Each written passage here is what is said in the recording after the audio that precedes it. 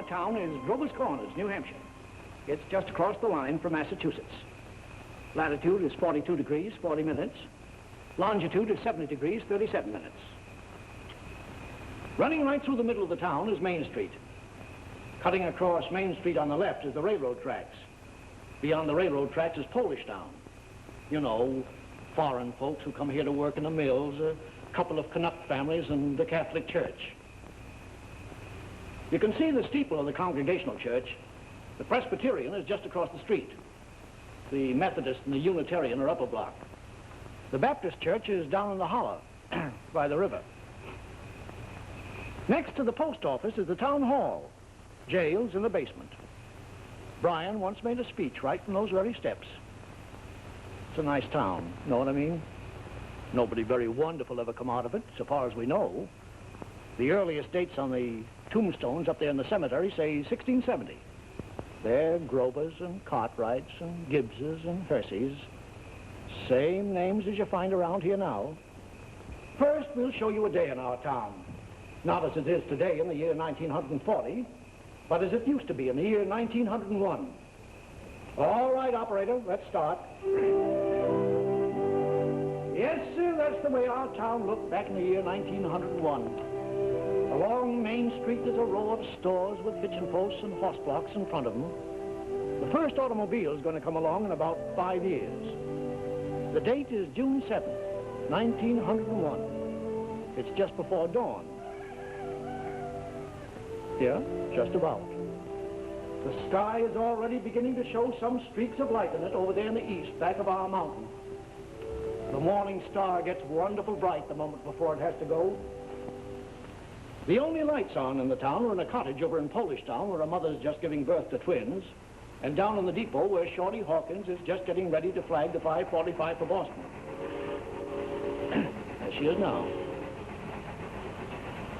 Of course, naturally, out in the country all around, there have been lights on for some time, what with milking and so on, but town folks sleep late. Here comes Joe Crowell delivering the morning papers. So, another day has begun. Here comes Doc Gibbs from that baby case I was telling you about. And this is Doc Gibbs' house. His neighbor is Editor Webb. There's Mrs. Gibbs coming downstairs to get breakfast. Later on, about 1910, she's going out to visit her daughter Rebecca in Canton, Ohio. Mrs. Gibbs is going to die there. Pneumonia. But she's going to be brought back here, and she's going to be buried in the cemetery right here in our town with a whole mess of Gibbses and Percys. In our town, we like to know the facts about everybody. And there's Mrs. Webb coming downstairs to get her breakfast, too. Mrs. Webb was a Grover before she married Editor Webb. Yeah. Children, time to get up. George, Rebecca, Emily, time to get up. Wally, 7 o'clock. Whoa, Lizzie.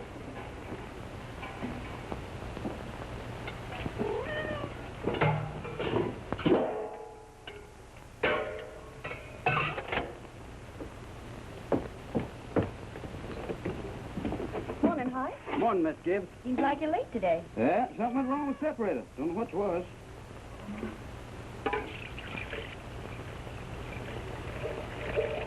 Baby. Thanks, Hi.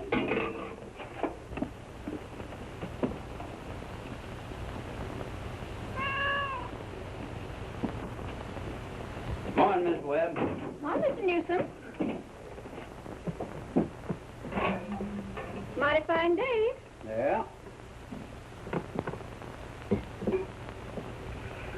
How's Mrs. Newsom? Good. Emily, Wally, George, Rebecca.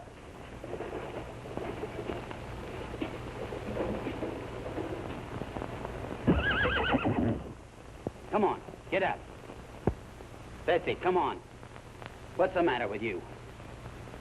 Oh, they've quit taking milk. Now, come on. Morning, Howie. Come on. Morning, Doc. Come Betsy acting up? on. She's all mixed up about the rot ever since the Lockhart stopped taking a quart of milk a day. She ought to leave him a quart just the same. Keeps scolding me the whole trip. Somebody sick? Twins over at Mrs. Goloslavsky's. Oh, twins, huh? This town keeps getting bigger every year. Come on. Now, come on, Bessie. Morning, Doc. Morning, Joe. Want your paper now? Yeah, one second. Anybody been sick, Doc? No, twins over in Polish Town. Joe, I see your teacher, Miss Foster's going to get married. Yes, sir, to a fella over in Concord. Fair.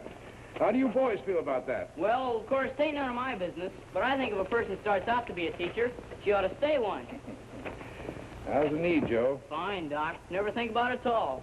Only like you said, it always tells me when it's going to rain. What's the telling of the day? Going to rain? No, sir. Sure? Yes, sir. He never makes a mistake? No, sir. Doc? Joe? Everything all right, Frank? Yes. I declare easy as kittens. Children, hurry up. George, Rebecca. Satan will be ready in a moment. Sit down and drink your coffee. You can catch a couple hours sleep this morning, can't you? Miss Whitworth's coming at 11. Guess I know what's about to. Stomach ain't what it ought to be.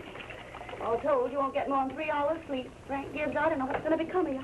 You should go away someplace and take a rest. I think it'll do you good.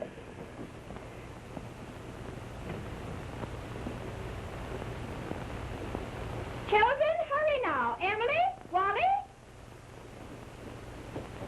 I declare you have to speak to George. Seems like something's come over him lately. He's not helping me at all. Can't even get him to cut me some wood. Is he sassy to you? Just whine. All he thinks about is that old baseball. George, Rebecca, you'll be late for school. George! George, look sharp. Yes, Pa? Don't you hear your mother calling you?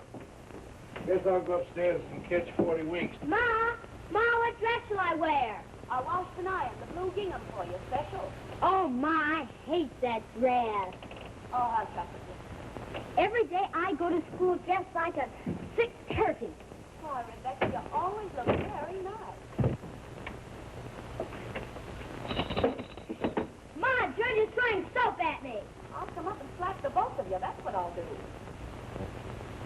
Hurry up, children. After 7 o'clock. Now, I don't want to call you again.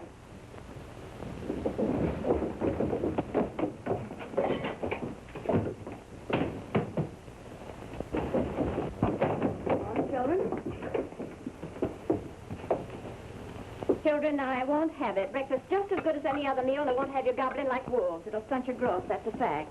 Wally, put your book away. Oh, Ma, by 10 o'clock I gotta know all about Canada.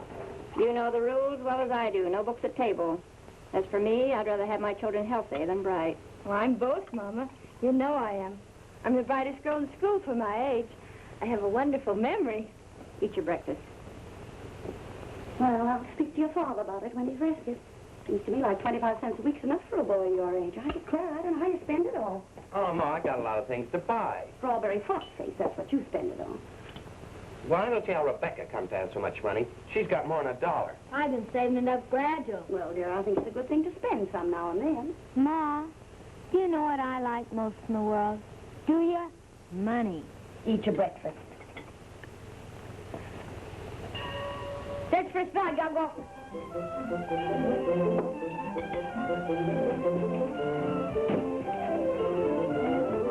Yes, Wally.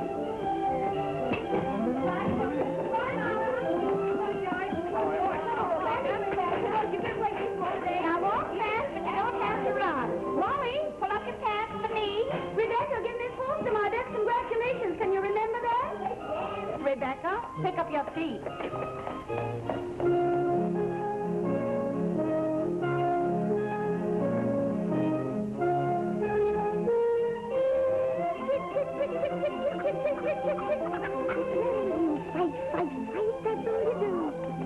Where did you come from? You don't belong to me. What you so scared of? Nobody's gonna hurt you. Morning, Julia. Morning, Myrtle. How's your cold? Oh, still got that tickling feeling in my throat. Told Charles I didn't know if I'd go to choir rehearsal tonight. Ever try singing over your voice? Yes, but somehow I can't do that and stay on key. Things have been good this year. Let me help you. I've tried to put up 40 quarts, but it kills me. Children say they hit them, but I notice they manage to get them down all winter. Myrtle, I got to tell you something. If I don't tell somebody, I'll burst. Why, Julia Gibbs, one of those second-hand furniture men from Boston, came to see me last Friday. First, I thought it was a patient waiting to see Dr. Gibbs, but he wormed his way right into my parlor. Myrtle Webb, he offered me $350 for Grandmother Hershey's highboys. I'm sitting here. Well, you're going to take it, aren't you? I don't know. You don't know? $350? Well, what's come over you? Well, if I could get the doctor to take the money and go away someplace on a trip, I'd sell it like that. You know, it's always been the dream of my life to see Perilous friends. Crazy, I suppose. For years I've been promising myself if we ever had the chance. How's Doctor feel about it? Well, I did beat about the bush a little. Said if I ever got a legacy, that's the way I put it, I'd make him take me. What'd you say? You know how he is. Haven't heard a serious word out of him since I've known him. No, he says, might make him discontented with Grover's Corners to go traipsing over York. No, let well enough alone, he says. Well, if that second-hand man's real serious about buying it, you sell it, Julia. Then you'll get to see Paris. Just drop hints from time to time. That's how I got Mr. Webb to take me to see the Atlantic Ocean, you know. Sorry I mentioned it. But it seems to me once in your life before you die, you ought to see a country where they don't speak in English and don't even want to. That'll do, ladies. Thank you very much. Now we'll skip a few hours.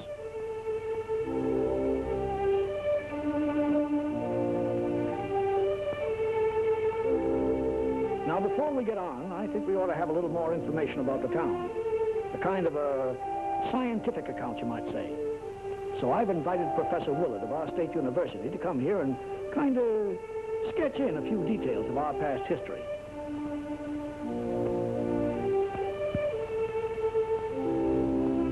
There he is now. Am I late? Right on time. May I introduce Professor Willard of our state university?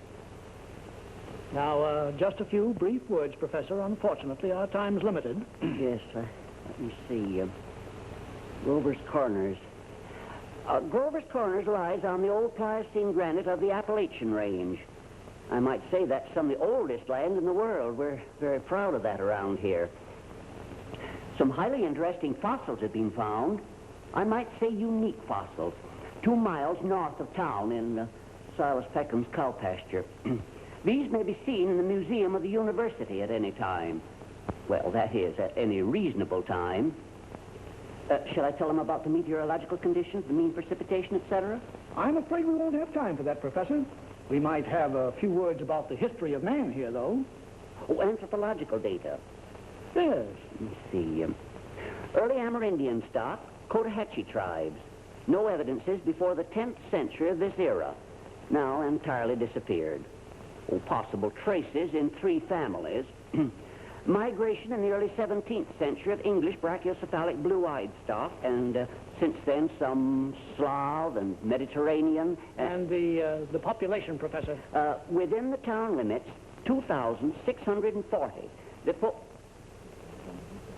Oh, is that so? In that case, the population at the moment is 2,642. The postal districts bring in 507 more, making a total of 3,149. Mortality, birth rates, constant. By McPherson's gauge, 6.032. Thank you very much, Professor. I'm sure we're all very much obliged here. Not at all, sir, not at all. Good day. And now the social and political report. Oh, Editor Webb? Mr. Webb? Charlie Webb's the father of Wally and Emily. Emily's the smart girl with a good memory. You know, you saw her at breakfast. All right, Editor Webb, it's your turn now. Well, I don't have to tell you that we run here by a board of selectmen. All males vote at the age of 21. Women vote indirect. Politically, we are 86% Republican, 12% Democrats, 4% Socialists. The rest indifferent. Religiously, we're 85% Protestants, 12% Catholics. Rest indifferent. Very ordinary town, if you ask me, but our young people here seem to like it well enough. Lots of them settle down right here to live, even after they've been away to college. Now, is there anybody in the audience who'd like to ask Editor Webb any questions about our town? Is there much drinking in Grover's Corners? Well, ma'am, I wouldn't know what you'd call much. Saturday nights, the farmhands meet down at Ellery Greenow's stable and holler some. We got 1 or 2 town drunks, but they're always having remorses every time an evangelist comes to town. No, I'd say that liquor wasn't a regular thing in the home here, except in the medicine chest. Right good for snake bites, you know, always was. Mr. Webb. Yes? Mr. Webb, is there any culture or love of beauty in Grover's Corners? Well, no, ma'am, not much. That isn't the sense you mean. There's some girls that play the piano over at the high school commencement, but they ain't happy about it. No, there ain't much culture. Robinson Crusoe and the Bible and Handel's Largo, we all know that, and Whistler's Mother. That's about as far as we go. Thank you very much, Mr. Webb. Is there no one in town aware? No, I'm sorry, but we haven't time for any more questions. We must be getting on with the picture. It's getting on in the afternoon. All 2,642 have had their dinners. All the dishes have been washed. There's an early afternoon calm about the town. Charlie Webb's going home to mow his lawn. 1 man in 10 thinks it's a privilege to push his own lawnmower. The afternoon session of school is over.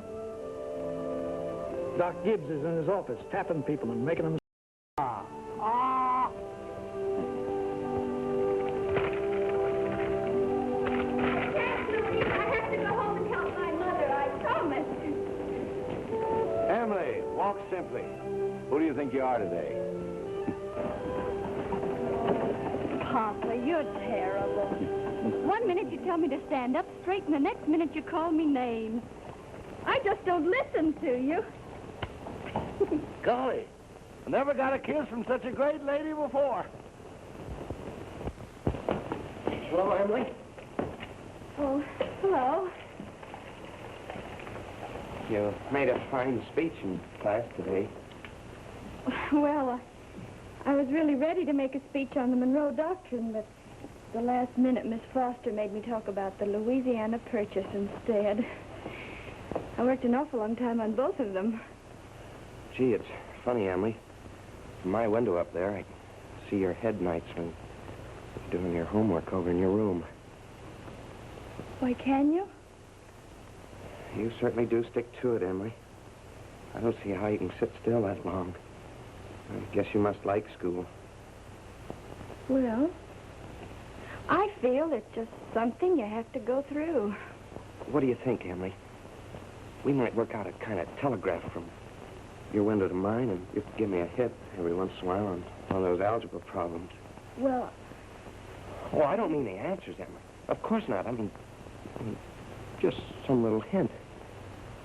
well, I think hints are allowed, so if you get stuck, George, just whistle to me, and I'll give you some hints.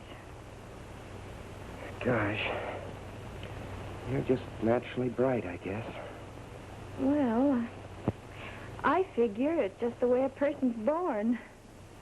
Yeah.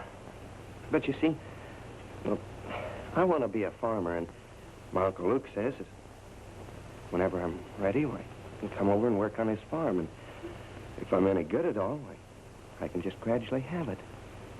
You mean the house and everything? Oh, yeah.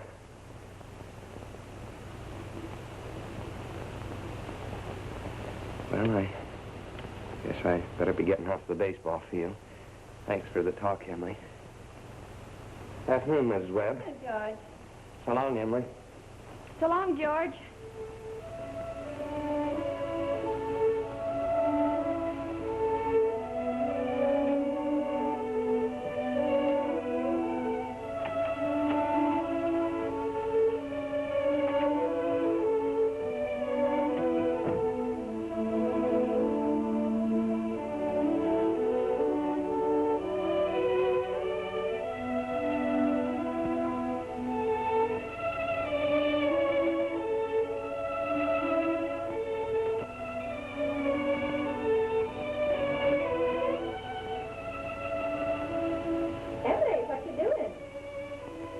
Nothing, Mama.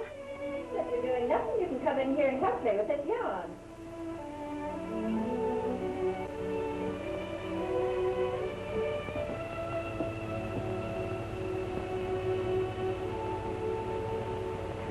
Well, George Gibbs let himself have a real conversation, didn't he?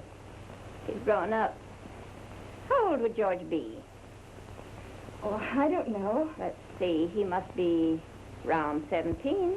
Mama made a speech in class today. I was very good. You must recite it to your father at supper. What was it about? The Louisiana Purchase. It was like silk off a spool. I'm going to make speeches all my life. You're holding it too tight, Emily. Yeah, better. Mama, will you answer me a question? Serious? Seriously, dear, not serious. Seriously, will you? Of course I will. Mama, am I good looking? Of course you are. Both my children have got good features. Be ashamed if they hadn't. Oh, Mama, that's not what I mean. What I mean is, am I pretty? I've already told you yes. Now, that's enough of that. You got a nice, young, pretty face. Never heard such foolishness. Oh, Mama, you never tell us the truth about anything. I am telling you the truth. Mama, were you pretty? Yes, I was, if I do say it. I was the prettiest girl in town next to Mamie Cartwright. Oh, but Mama, you've got to say something about me. Am I pretty enough to get anybody? Well, to get people interested in me. Emily, you make me tired. Now stop it. You're pretty enough for all normal purposes.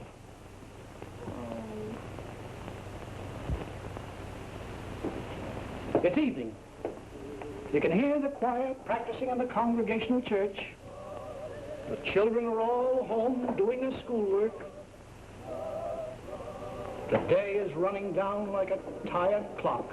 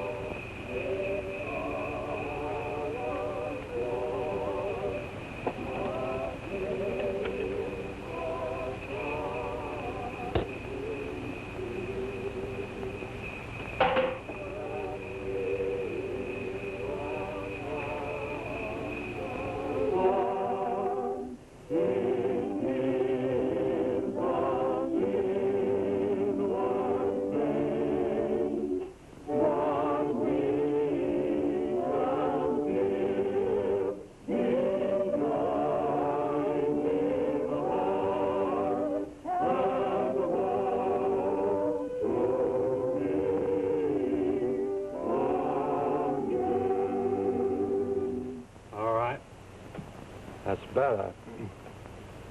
It ain't no miracle. And I'll do it again. Now remember, ladies, music come into the world to give pleasure. I'll try it again.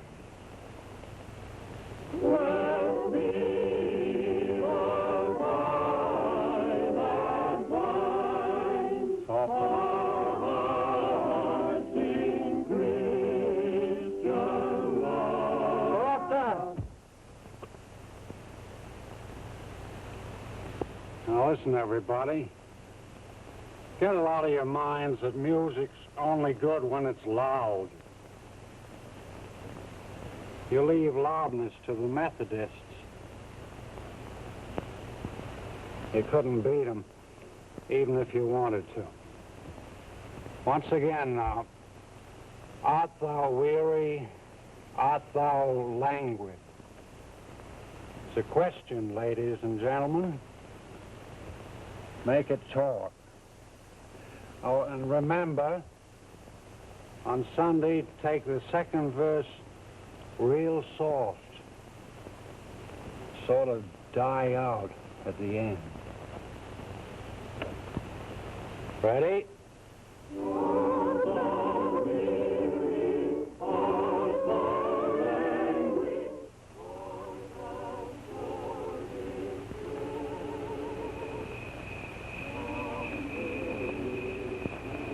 Emily. Oh, hello. Hello. I can't work at all. The moonlight's so terrible.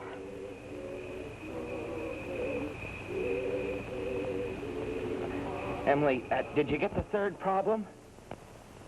Which? The third. Oh, yes, George. That's the easiest of them all. I don't see it. Well, Emily, could you give me a hint? Well, I'll tell you one thing. The answer's in yards. In yards? What do you mean? Square yards. Oh, square yards. Well, yes, George, don't you see? Yeah. Square yards of wallpaper. Oh, I see. Square yards of wallpaper. Thanks a lot, Emily. You're welcome. My, isn't the moonlight terrible?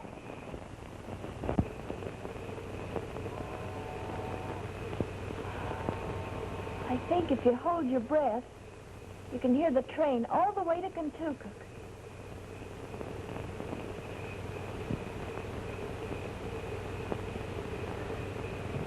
Hear it? Oh, what do you know? Well, I guess I'd better get back now and try to work. Good night, Emily. Good night, George. Oh, George, can you come down a minute? Yes, Pa.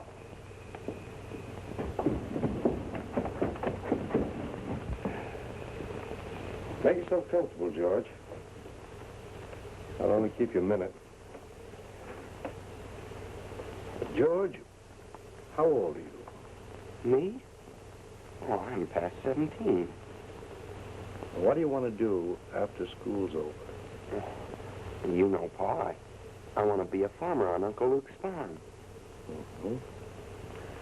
And you'll be willing, will you, to get up early and milk and feed the stock? And you'll be able to hoe and hay all day? Well, sure I will. What do you mean, Pa? Well, George, when I was here in the office today, I heard a funny sound. What do you think it was? It was your mother chopping wood. Now, there you see your mother, getting up early, cooking meals all day, washing and ironing, and yet she has to go out in the backyard and chop wood. I suppose she got tired asking you. I suppose she just gave up and decided it was easier to do it herself. Yet, you eat her meals. You put on the clothes she keeps nice for you. Then you run out and play baseball. Like she was a hired girl we kept around the house but didn't like very much. I knew all I had to do was call it to your attention. Here's a handkerchief, son.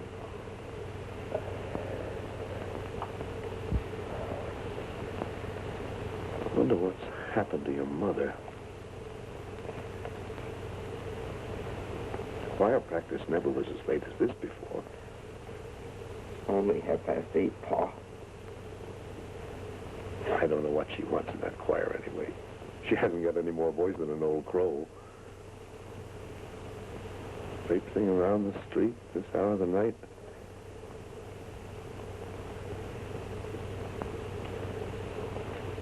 Just about time you retired, don't you think, George? Yes, Pa.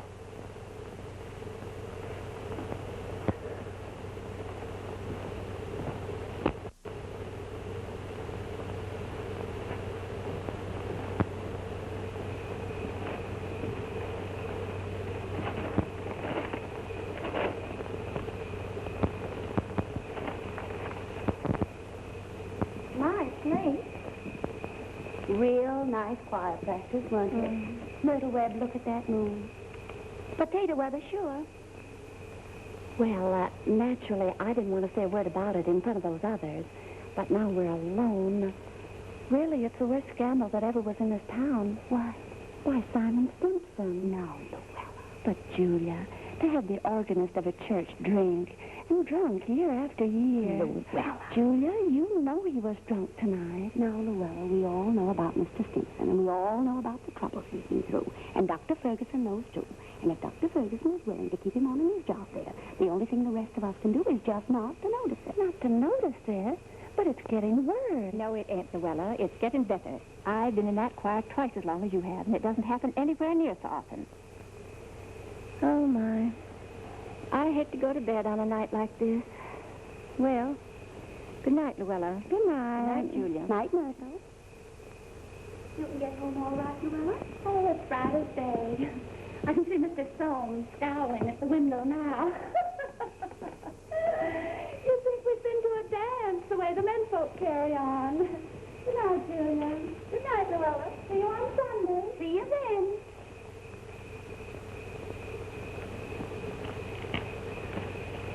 Well, we had a real good time. You're late enough. Frank ain't any later than usual. You stopping the gossip with a lot of hens. Now, don't be grouchy. Smell my heliotrope. What'd you do all the time I was away? Oh, I read as usual. Well, what do the girls gossip about tonight? Believe me, Frank, there's something to gossip about. Simon Simpson? Far gone with The it. worst I've ever seen. Frank, how's all that going to end? Dr. Ferguson can't forgive him forever. I guess I know Simon as well as anybody in this town. Some people just ain't made for small-town life. I don't know how that'll end. But there's nothing we can do but leave it alone. Get in. Oh, no, not yet. Frank, I'm worried about you. What are you worried about? Well, I think it's my duty to plan for you to get a real rest and change. And if I get that legacy, I'm going to insist upon it. No, Julie, no. There's no sense in going all over that again. Come on. It's getting late. First thing you know, you'll catch a cold. I gave George a piece of my mind tonight. I reckon you'll get your wood chop. For a little while, anyway. You know, Frank, Mrs. Fairchild always locks her front door every night. All the people up in that part of town do. They're all getting too cityfied. That's the trouble with them. They haven't got a thing fit to burgle, and everybody knows it.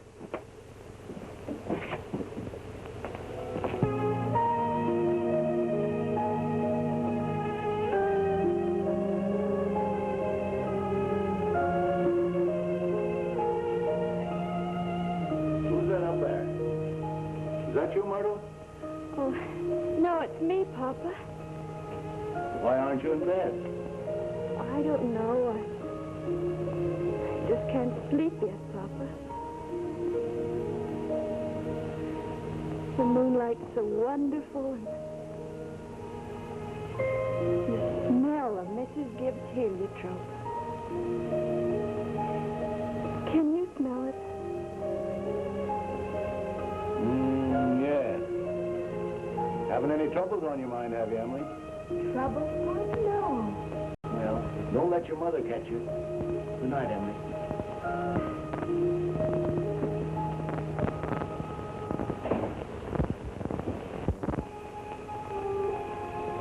I never told you about that letter Jane Crawford got from her minister when she was sick.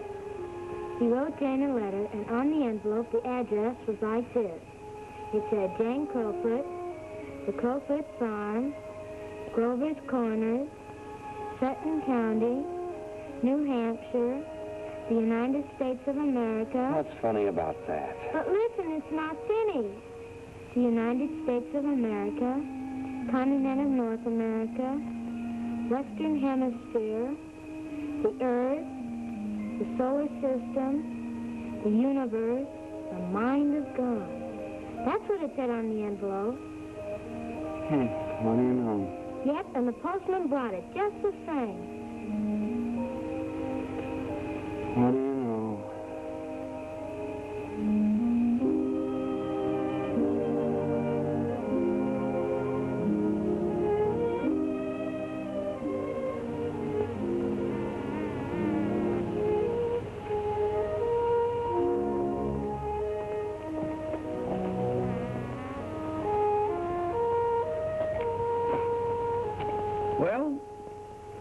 years have gone by.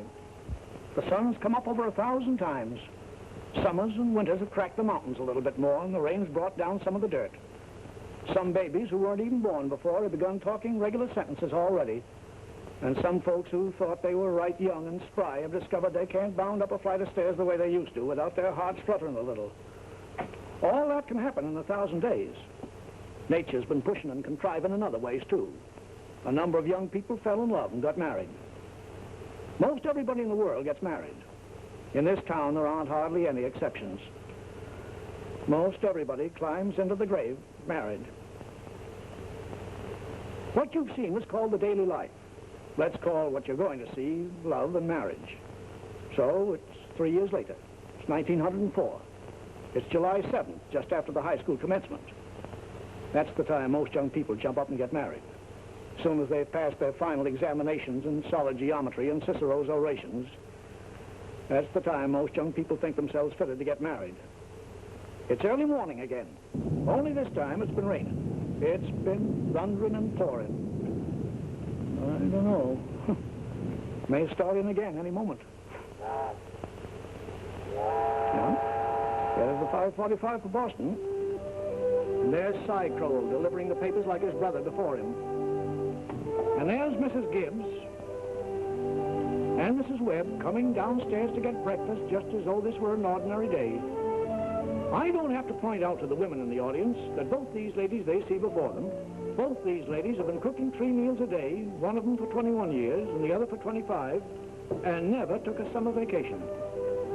They raised 2 children apiece, washed, cleaned the house, and never had a nervous breakdown. And here comes Howie Newsom and Bessie delivering the milk.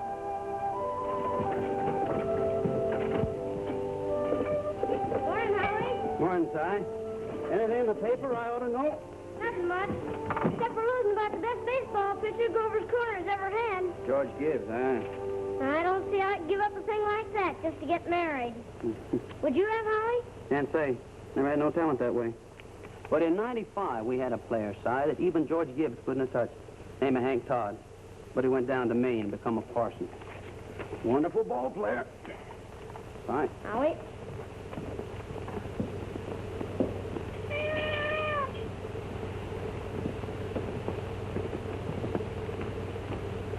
Morning, Miss Gibbs. Morning, Howie. It's too bad it's so wet, but I guess it's cleared up for good. Certainly hope it has. Going to have a house full of relations today, Howie. Looks like I'll need 3 of milk and 2 of cream. 3 of milk and 2 of cream. My wife says to tell you we hope they'll be happy. No, they will. Thanks a lot, Howie. Tell your wife I hope she gets the wedding. Maybe she can. She'll get there if she can. Morning, Miss Webb. Well, Mr. Newsom, told you 4 quarts, but I hope you can spare me another. Yes, ma'am. I brought you a pint of cream, too. Miss Newsom told me special to tell you how we hope to be very happy. No, they will. Thank you, Mr. Newsom, and thank Mrs. Newsom. They're counting on seeing you at the church. Yes, sir. We hope to get there all right. Wouldn't miss that.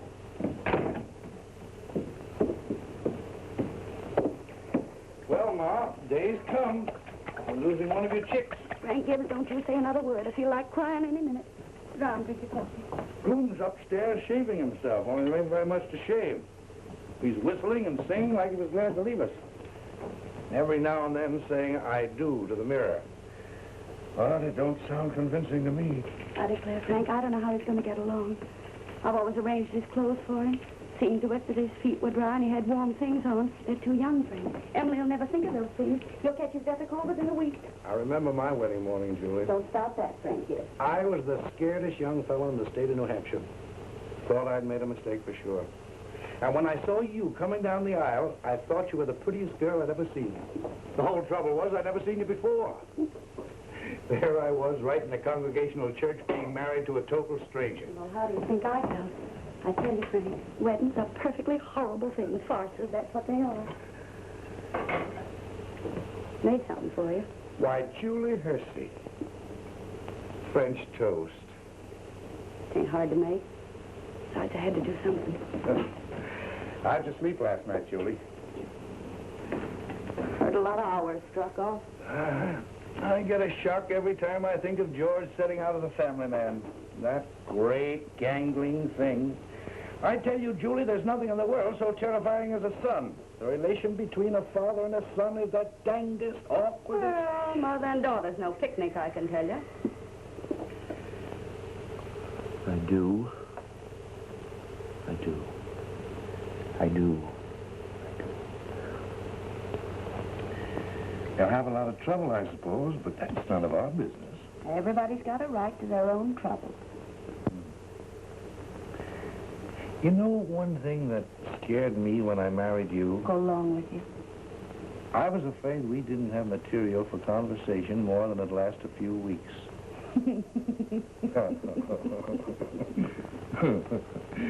I was afraid we'd run out and have to eat our meals in silence.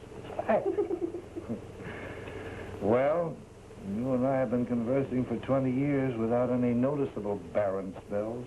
Good weather, bad weather, tain't very choice, but I always find something to say. Did you hear Rebecca stirring around up there? No.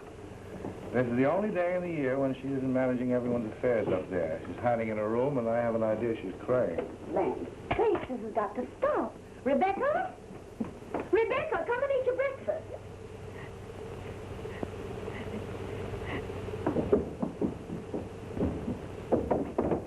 Good morning, everybody. Only 4 more hours to live. George, dear, where you going? I'm just stepping across the grass to see my girl. Now, George, put your rubbers on. It's been raining torrent. You don't step out of this house unless you're prepared for it. Oh, Ma, it's just a step. You'll catch your death of cold and cause all blue service. Oh, George! Do as your mother tells you.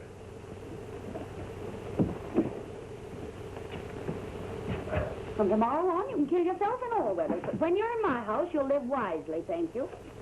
Maybe Mrs. Webb ain't used to call us at 7 o'clock in the morning. Here, have a cup of coffee first. be back in a minute. Good morning, Mother Webb. Goodness, you frighten me. George, I hate to say it, but you understand, I can't ask you in. Why not? You know as well as I do, a groom can't see his bride on his wedding day. Not till he sees her in church first. Oh, that's just a superstition. Good morning, Mr. Webb. Morning, George. You don't believe in that superstition, do you? There's a lot of common sense in superstitions, George. Millions have followed it, and don't you be the first to fly in the face of custom. How's Emily? She hasn't waked up yet. Haven't heard a sound out of her. Emily's asleep. Well, no wonder we were up till all hours, sewing and packing. Tell you what I'll do, George. You sit down here with Mr. Webb for a minute, drink that cup of coffee.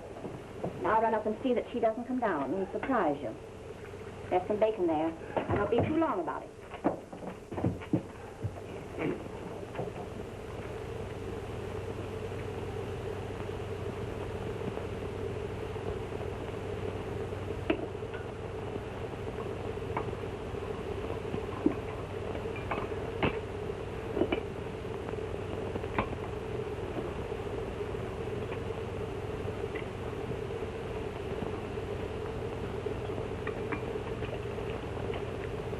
Well, George, how are you?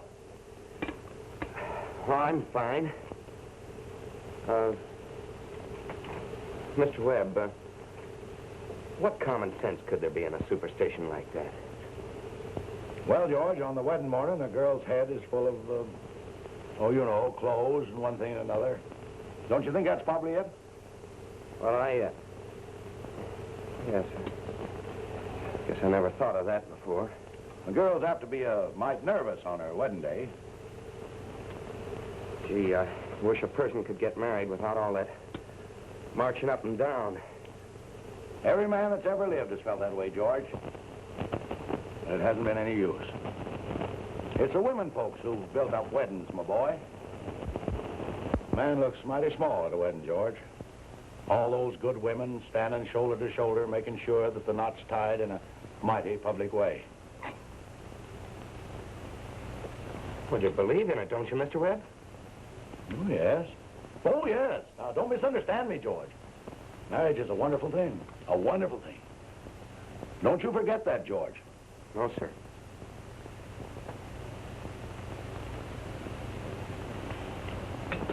Mr. Webb, how old were you when you got married? Well, you see, I had been to college, and I'd taken a little time to get settled. But Mrs. Webb wasn't much older than what Emily is. Oh, age hasn't much to do with it, my boy. That is, compared with other things. What were you going to say, Mr. Webb? Oh, I don't know. Was I going to say something? George? I was remembering the other night the advice my father gave to me when I got married. Yes, he said, Charles, he said, start right off by showing her who's boss. Best thing to do is to give an order about something, even if it don't make sense. Just so she'll learn to obey, he said. Then he said, if anything about her irritates you, conversation or anything, get right up and leave the house. That'll make it clear to her. And oh, yes, he said, never tell your wife how much money you have. Never. Well, I couldn't exactly do that. So I took the opposite of his advice, and I've been happy ever since. So let that be a lesson to you, my boy. Never ask advice of anybody on personal matters. George, Emily's got to come down and eat her breakfast. She sends you love, but she don't want to lay eyes on you. Goodbye. Goodbye.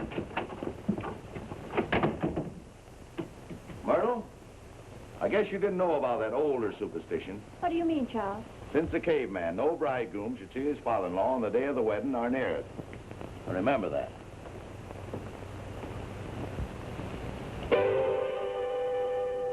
Now, before we get on with the wedding, I think we should see how it all began, this plan to spend a lifetime together. I'm awfully interested in how such big things begin. You know, you're 21 or 22, and then you're 70. You've been a lawyer for 50 years, and the white-haired lady beside you has eaten 50,000 meals with you. How do such things begin? Now, George and Emily are going to show you the conversation they had when they first knew, as the saying goes, they were meant for one another. Now, it all happened last year on the way home from school. George had just been elected president of the senior class, and Emily had just been elected secretary and treasurer. Now, you all know how important that is. Emily, can I carry your books home for you? Well, thank you. It isn't far.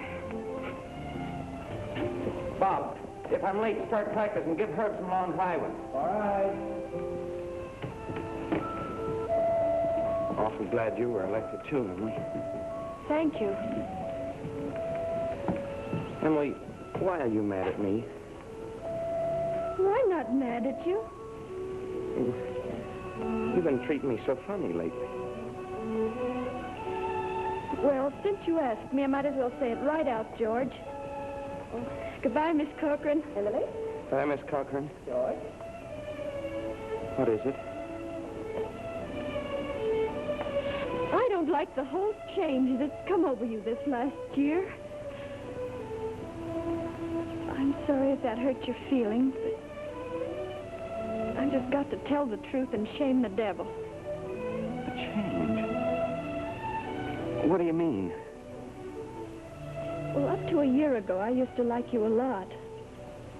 I used to watch you while you did everything.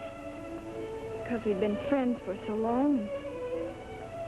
And then you started spending all your time at baseball, and you never stopped to speak to anybody anymore.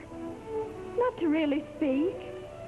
Not even to your own family you didn't. And George, it's a fact. Since you've been captain, you got awful stuck up and conceited, and all the girls say so.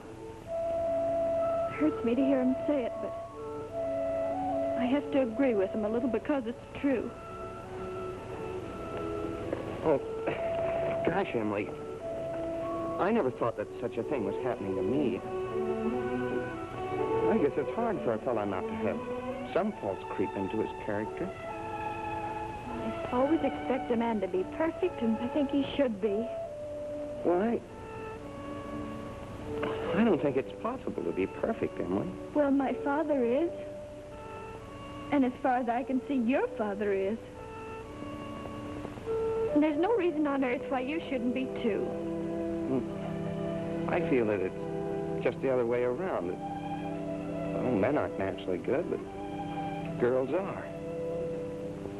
Well, you might as well know right now that I'm not perfect. It isn't as easy for a girl to be perfect as a man because, well, We girls are more nervous. Oh, no, I'm sorry I said that about you. I don't know what made me say it. Emily, Now I can see it isn't the truth at all. Suddenly I feel it isn't important anyway.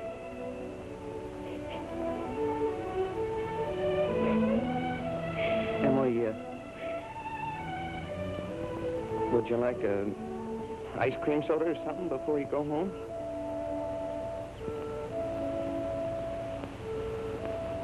Thank you, I would. Hello, George. Hello, Emily. Hello, Morgan. Well, what can I do for you?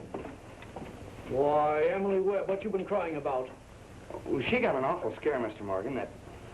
That hardware store wagon almost ran over her. And everybody says that Tom Huckins drives like a crazy man. Well, here, let me give you a glass of water.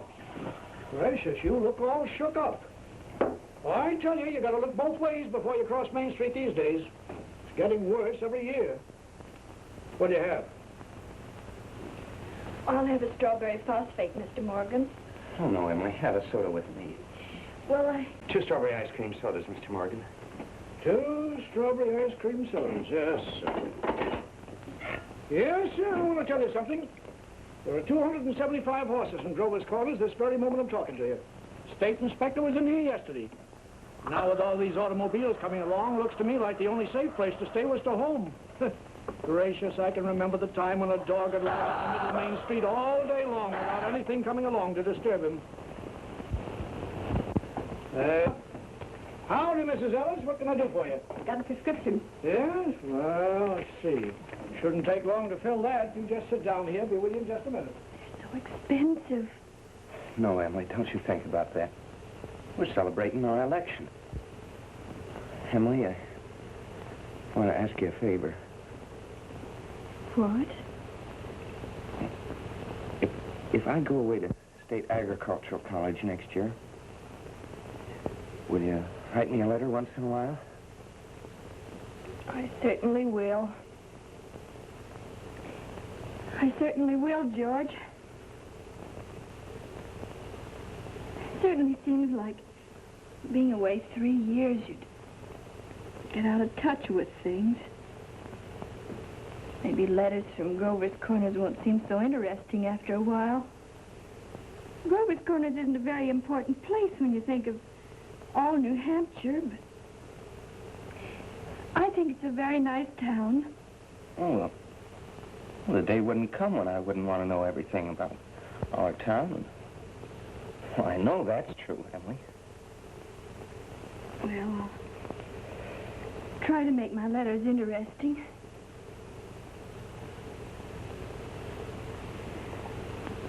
You know, Emily, whenever I meet a farmer, I ask him if he thinks it's important to go to agricultural school to be a good farmer. Why, George.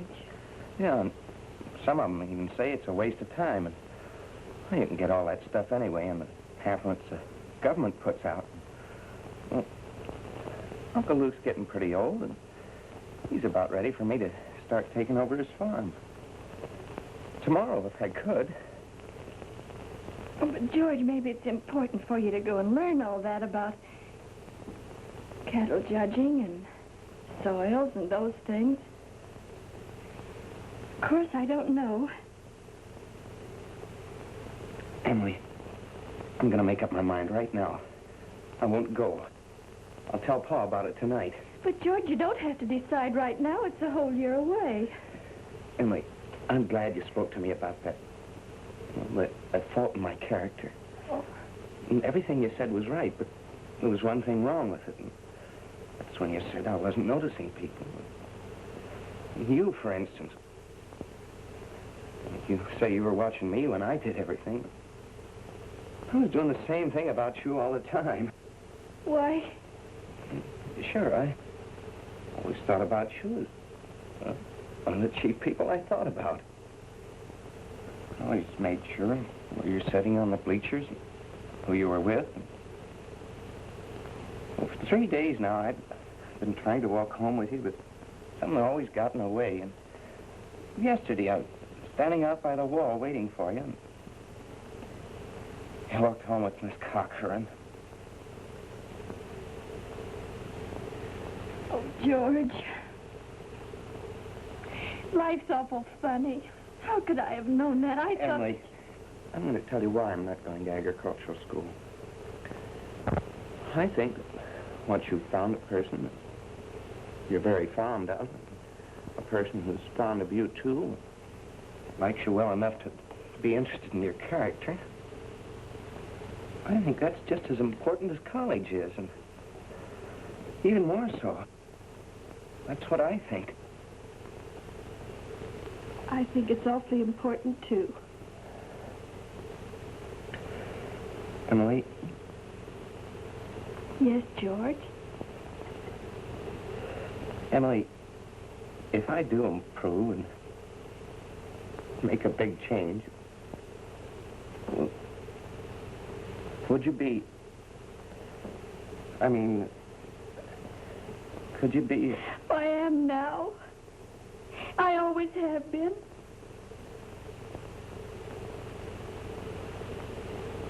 So I guess it's a pretty important talk we've been having. Yes. Yes.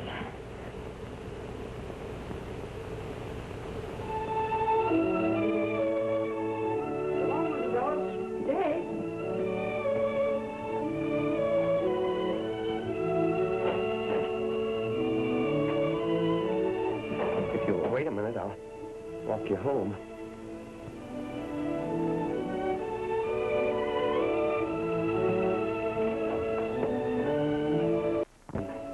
Yes? I'll have to go home and get the money to pay you for this. Why, George Gibbs, do you mean to tell me that... But, Mr. Morgan, I had a reason. Look, I'll leave my gold watch with you until I get back. No, you keep your watch, George. I'll trust you. But I'll be back in 5 minutes. I'll trust you for 10 years, George. Not a day more, though.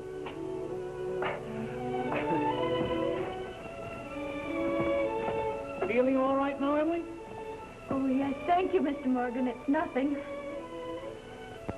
I'm ready.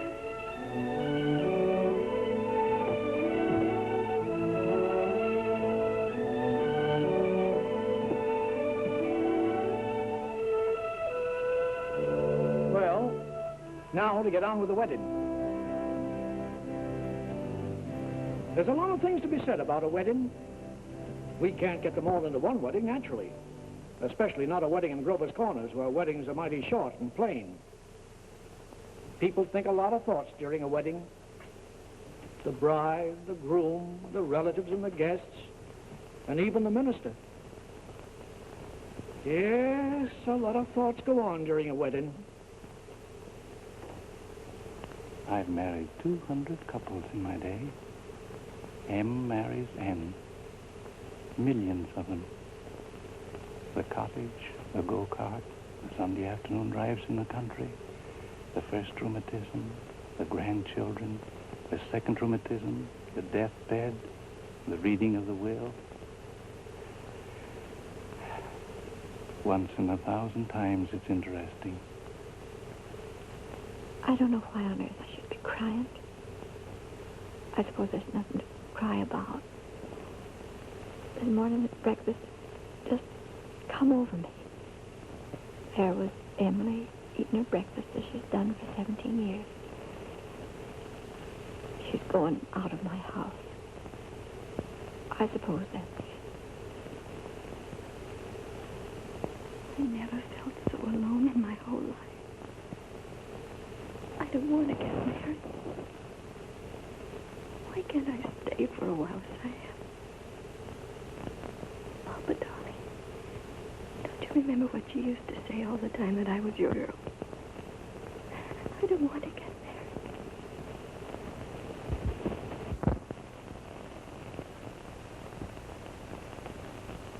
Gee, I'm gonna get married.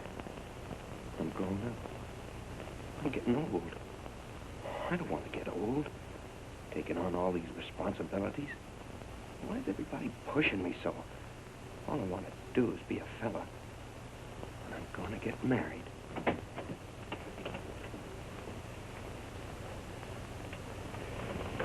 Cheer up, Ma. I'm getting married. Come on, Ma. Now, Ma, you see Thursday night.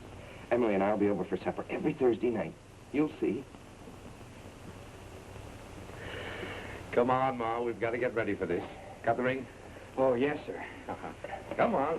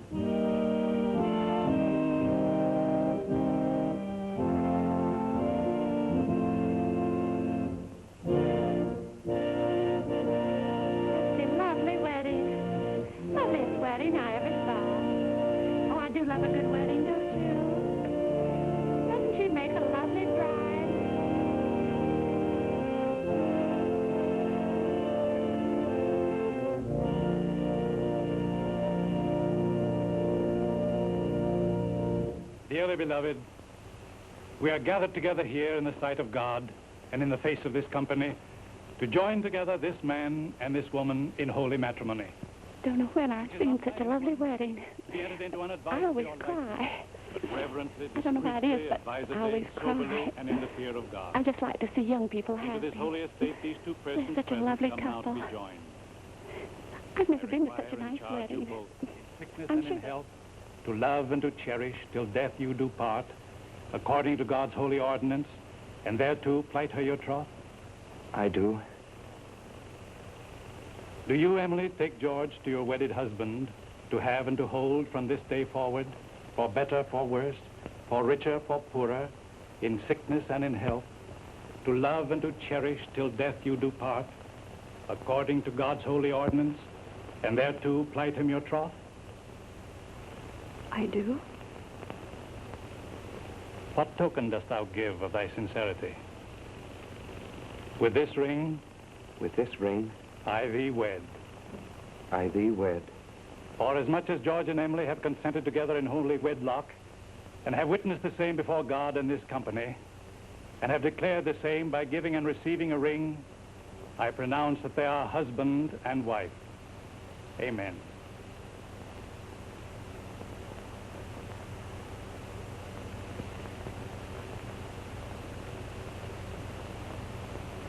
I mean forever.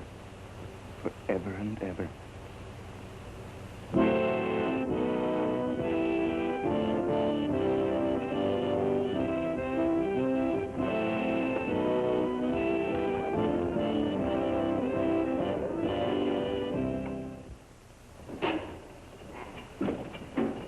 Pay your first of the month like usual. Hey, you, Holly.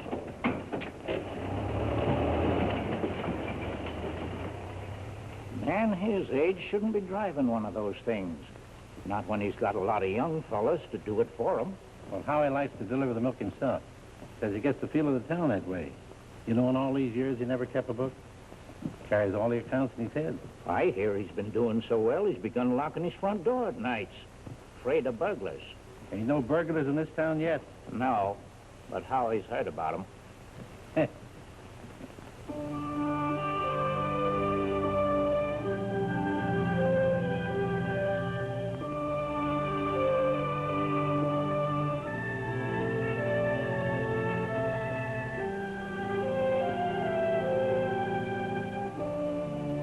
This time, 9 years have gone by, friends. It's the summer of 1913. Gradual changes in Grover's Corners. Horses are getting rarer. Farmers are coming into town now in Fords. Still, you'd be surprised, though, on the whole. Things don't change much around here. This is an important part of Grover's Corners up here in this hilltop. Lots of sky, lots of clouds, Often lots of sun and moon and stars. Certainly a beautiful spot up here. I often wonder why people want to be buried in Woodlawn or Brooklyn when they might pass the same time up here in New Hampshire. Over here are the old stones, 1660, 1670. Strong-minded people who come a long ways to be independent. Over here are some Civil War veterans, iron flags on their graves, New Hampshire boys. They had a notion that the Union ought to be kept together, although they'd never seen more than 50 miles of it themselves. All they knew was a name, friends, the United States of America. The United States of America.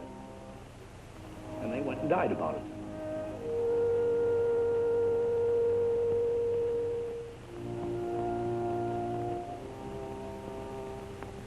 This is the new part of the cemetery.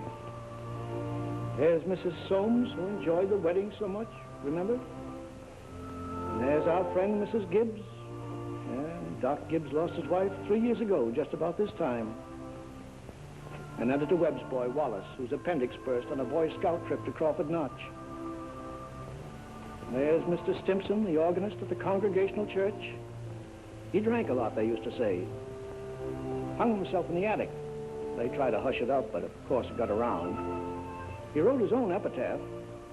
Ain't a verse exactly, it's just a lot of notes. I wouldn't know what it was.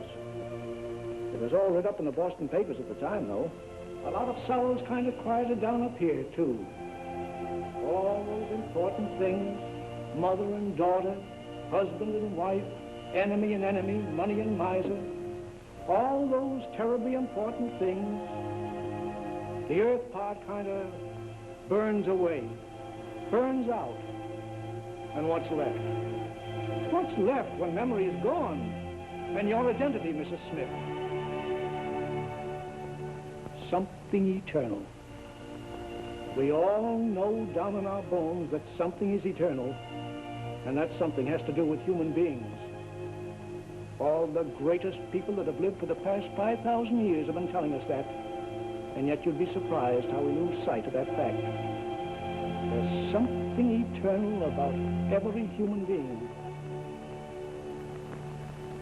I guess I'm thinking these thoughts today on account of our friend Emily. Another baby's expected down at that happy home we saw started. It's Emily's second. There's a little boy about 6 years old. But this time Emily's pretty sick.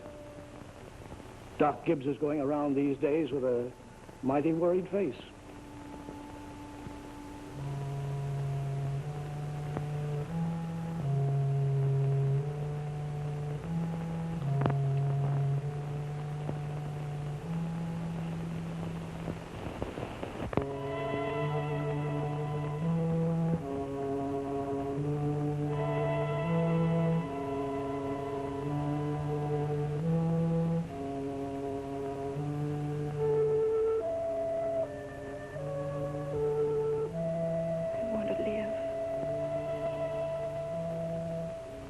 To live.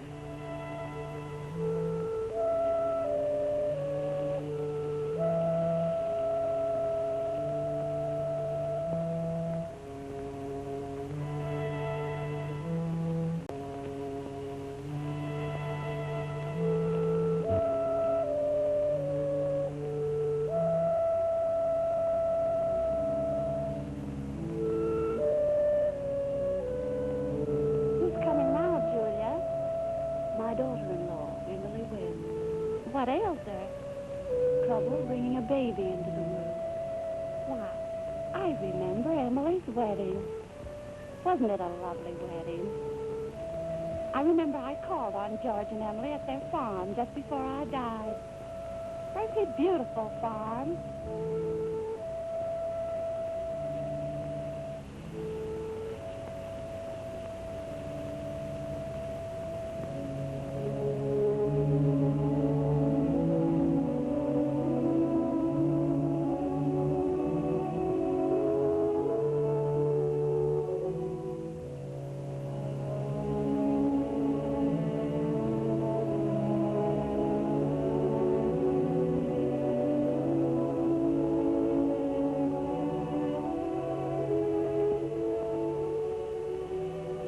Dear friends, as we gather here in the last tribute of memory to our loved one, Hello, Mother Gibbs. let us remember the words Hello, of the Master. Emily. Hello, Emily. I am the resurrection and the Hello, life. Mrs. Soames. He that believes in me. Hello, sis. Hello, Wally. Eternal in the heavens.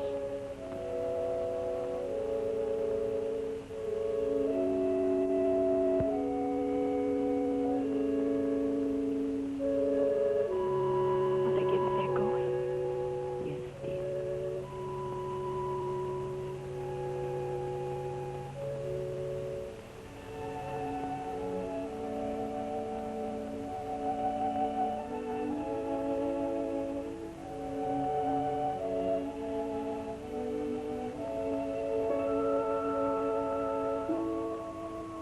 Father Gibbs is bringing some of my flowers to you, Mother Gibbs.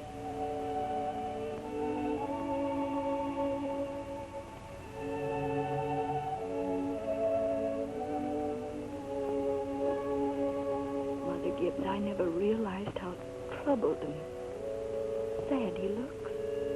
I loved him so. Mother Gibbs? Mother Gibbs?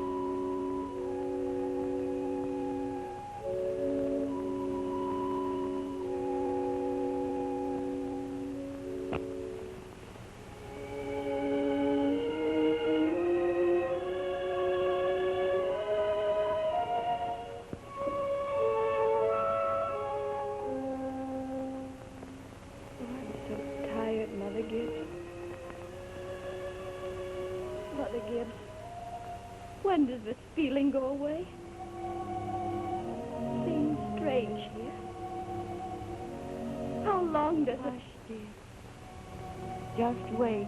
Be patient. How do you do, Mr. Stimson? How do you do, Emily? Mother Gibbs, George and I have made that farm into just the best place you ever saw. We thought of you all the time. We wanted to show you the new barn and a great long cement drinking fountain for the stock. We bought that out of the money you left us. I did. Mother Gibbs, don't you remember? The legacy you left us. Well, it was more than $350. Oh, yes. Yes. It won't be the same to George without me. But it's a lovely farm.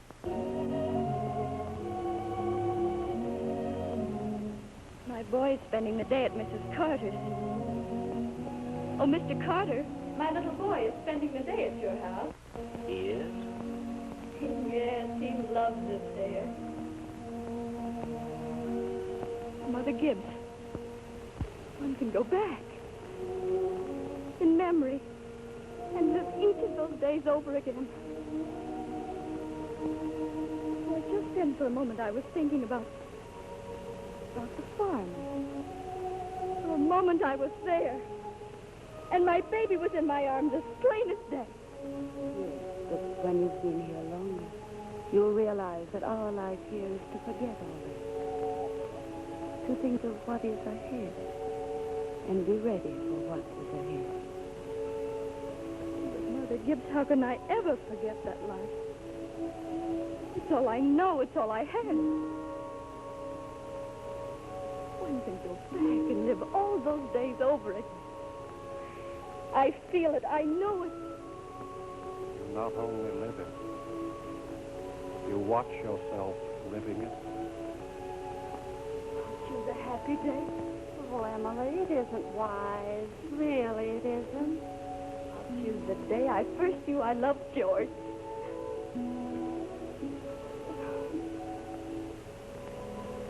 Why should that be painful? Because it's the happiest days that are the hardest to relive and to forget. I must. Then choose an unimportant day. Choose the least important day in your life. It will be important enough. Choose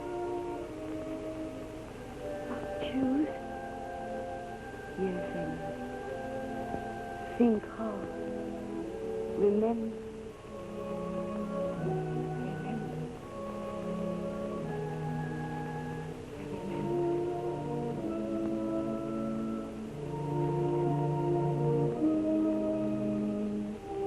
But there's Bainter. There's Mr. Morgan's drugstore before he changed. And there's the livery stable. The town I knew as a little girl. And look. There's the old white fence that used to be around our house. Oh, I'd forgotten that. I love it so.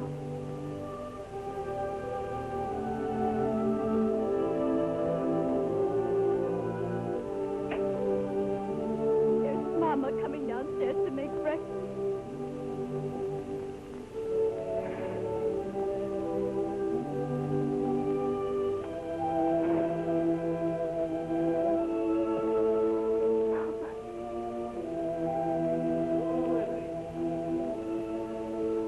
Look, there's Howie Newsom. With that Joe Crow.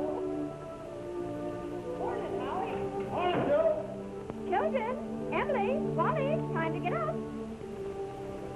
Morning, Miss Webb. On this Newsom. Here's the code. Yes, envelope of my bond, Miss Webb. Keep yourself wrapped up, Mr. Newsom. Yes, sir. Oh, tell Emily many happy returns of the day. Now I know. It's my 16th birthday. Mama, I can't find my blue hair ribbon anywhere. Just open your eyes, dear, that's all. I laid it out special for you on the dresser there. If it were a snake, it'd bite you. How young Mama looks. I didn't know Mama was ever that young. Morning, Howie. Morning, Mr. Webb. There's Pop. You're up early. Yeah, I've been back from old college, New York State, to make a speech. Any news here? A couple was called up this morning to rescue a Polish fellow. Darn near froze to death he was. We'll put that in the paper. Morning, Mother. Well, there you are back at last. How'd it go, Charles? Oh, fine, I guess. I told him a few things. Everything all right here? Yes, can't think of anything that happened special. Been mighty cold. Howie Newsom says 10 below down to his barn. Yes, well, it's colder than that at Hamilton College. Students' ears are falling off. They ain't Christian. Paper have any mistakes in it? Not that I noticed. Oh, you can have your coffee when you want it, Charles. Don't forget it's Emily's birthday. Did you remember to get her anything? Got it right here. Where's my girl? Where's my birthday girl? Don't interrupt her now, Charles. You can see her breakfast. She's slow enough as it is. I can't bear it. Why did they ever have to get old? Mama, I'm here. I'm grown up. Oh, I love you all. Everything. I can't look at everything hard enough. Hurry up, children. 7 o'clock. I don't want to call you again.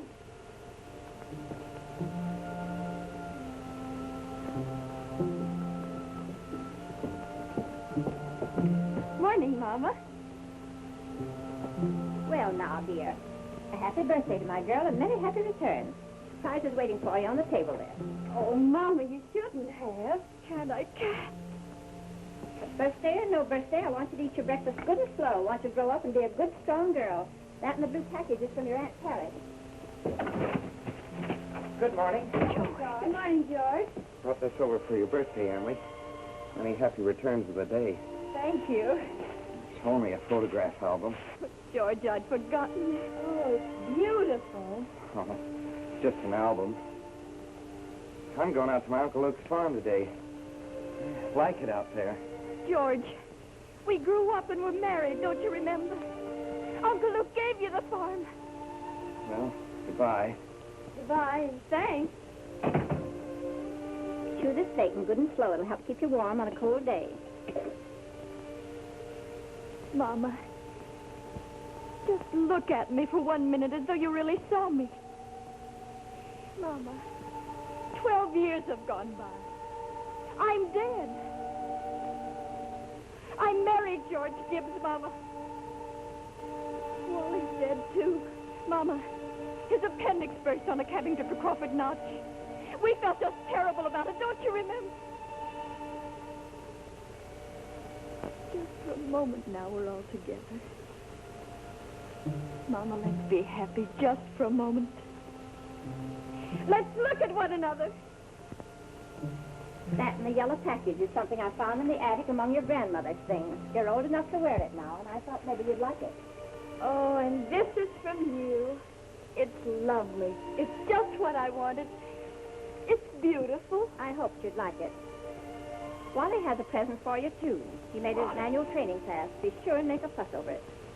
Your father's got a surprise for you, too. Don't know what it is myself. Here he comes. Where's my girl? Where's my birthday girl? I can't go.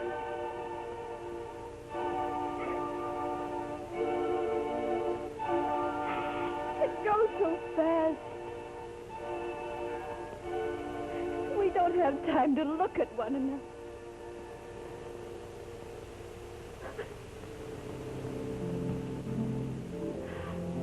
I didn't realize.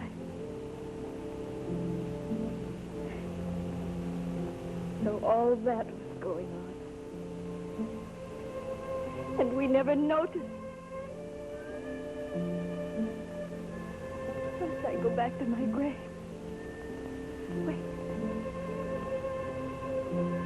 One more look.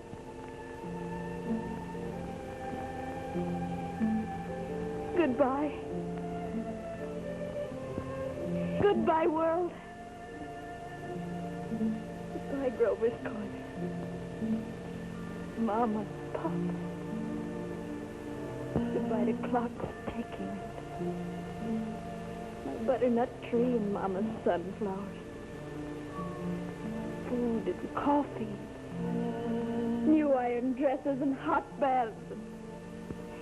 And sleeping and waking up. Oh, Earth, you're too wonderful for anybody to... Do any human beings ever realize life while they live it? Every minute. Oh, I want to live, I want to live, I want to... Of course you do, Emily. Of course.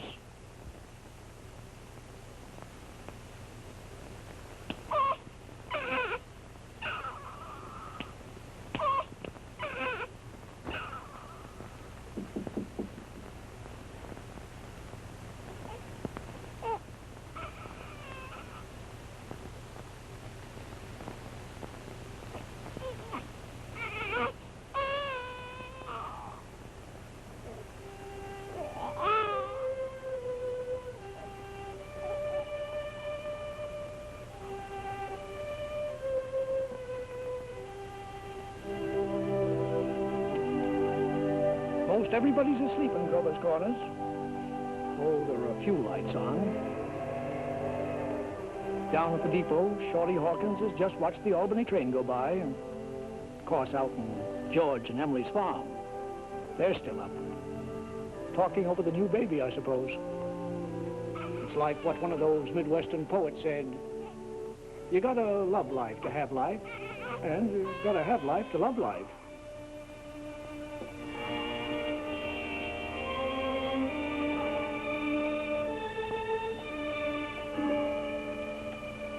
$11 o'clock in Grover's Corners.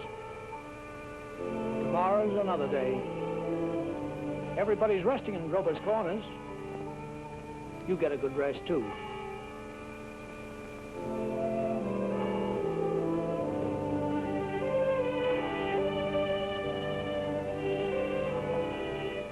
Good night.